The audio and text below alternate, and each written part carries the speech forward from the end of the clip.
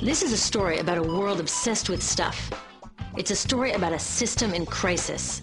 We're trashing the planet, we're trashing each other, and we're not even having fun. The good thing is that when we start to understand the system, we start to see lots of places to step in and turn these problems into solutions.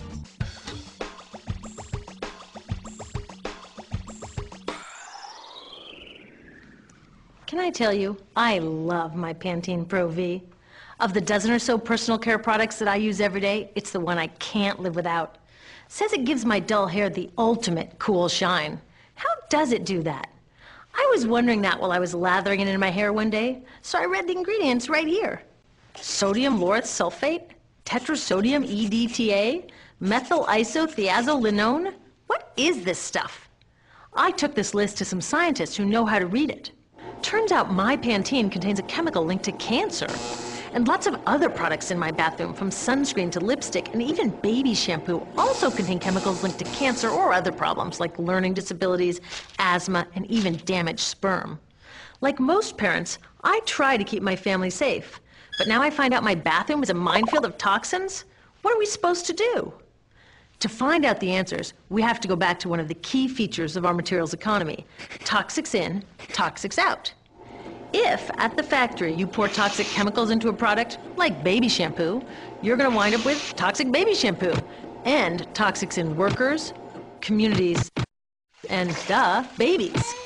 So let's take a closer look at this toxic outrage where it seeps into our lives every day, in the bathroom. The average woman in the U.S. uses about 12 personal care products daily. The average man about 6. Each product containing a dozen or more chemicals. Less than 20% of chemicals in cosmetics have been assessed for safety by the industry's safety panel, so we just don't know what they do to us when we use them. Would you fly on an airline that only inspects 20% of its planes? Of course, not all of these chemicals are dangerous, but we know that many are. Some are carcinogens. That means that they can cause cancer. Others are neurotoxins and reproductive toxins, proven to mess up brain development and reproduction in animals. Wait a minute, we're animals too. It's like a giant experiment. We're using all these mystery chemicals and just waiting to see what happens. One thing we do know is that they're getting inside us. I had my body's toxicity levels tested, and I'm loaded with things like mercury, flame retardants, triclosan, and lead. We all are. Even babies are being born pre-polluted. Now, I know we can't live in a lead-free world, but do we have to put lead in our lipstick? I don't know. Maybe it's my fault. Maybe I just bought the wrong thing. At the store, the choices seem endless. I can get lipstick in 49 shades, or shampoo for hair that's too dry, oily, fine, limp, or frizzy.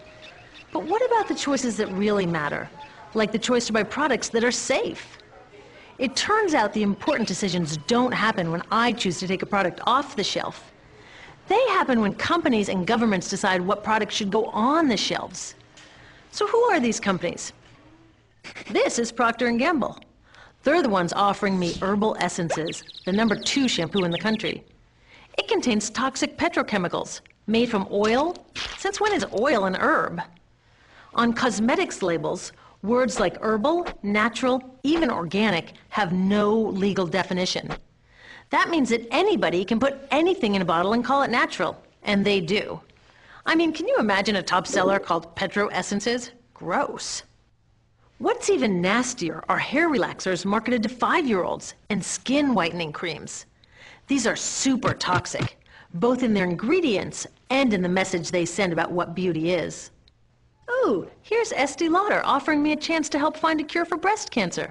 That's nice. But wait, they're also using chemicals linked to cancer. Don't you think the best way for Estee Lauder to fight cancer is to stop using those chemicals in the first place? So really, I get to choose between meaningless claims on a bottle. But these guys get the real choice about what goes into those bottles. And that happens back here, at the factories where they're formulated. Why do the makers of these products use all these toxics? Are they trying to poison us?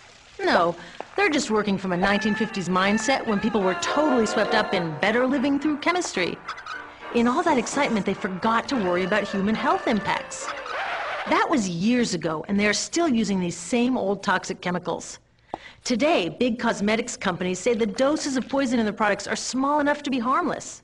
Yeah, maybe if you use them once a year. I guess they never get out and see that their products are being used and combined with other products every day. A little toxic dose under your arms, a little more on your hair, on your lips. And workers in nail and hair salons get dosed all day long. So the industry is used to doing things this way, and they can, because even now that scientists have linked the chemicals they're using to all sorts of problems, there are no laws to get rid of them.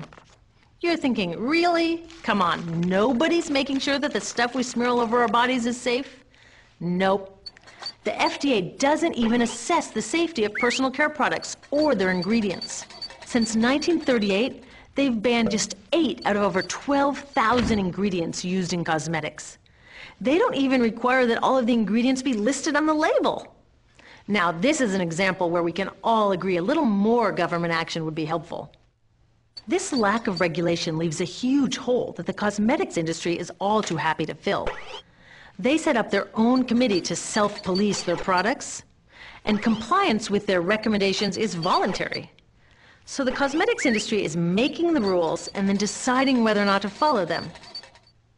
So you see, it isn't our fault that these toxic products are in our bathrooms. It's a whole broken system that's ignoring the simple rule: toxics in, toxics out.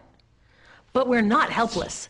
There are resources online that we can use to protect ourselves by identifying the best possible choices in the store. But the real action is with people working to change the system.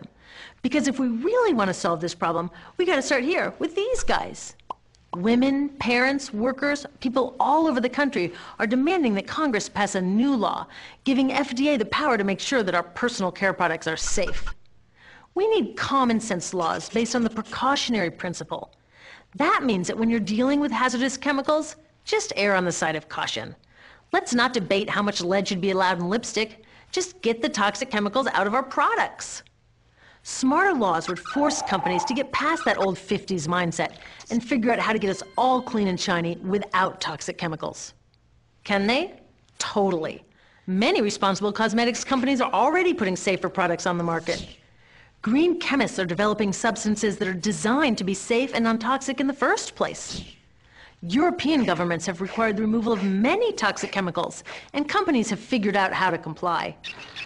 When cosmetics are reformulated to be safe and labeled honestly, then we can feel comfortable with the choices available at the store. We can choose bouncy hair or full hair, shiny lipstick or matte. We can even choose to feel beautiful without using 20 products. But we'll know that whatever we choose, the most important choice, the choice to be safe and healthy, has already been made.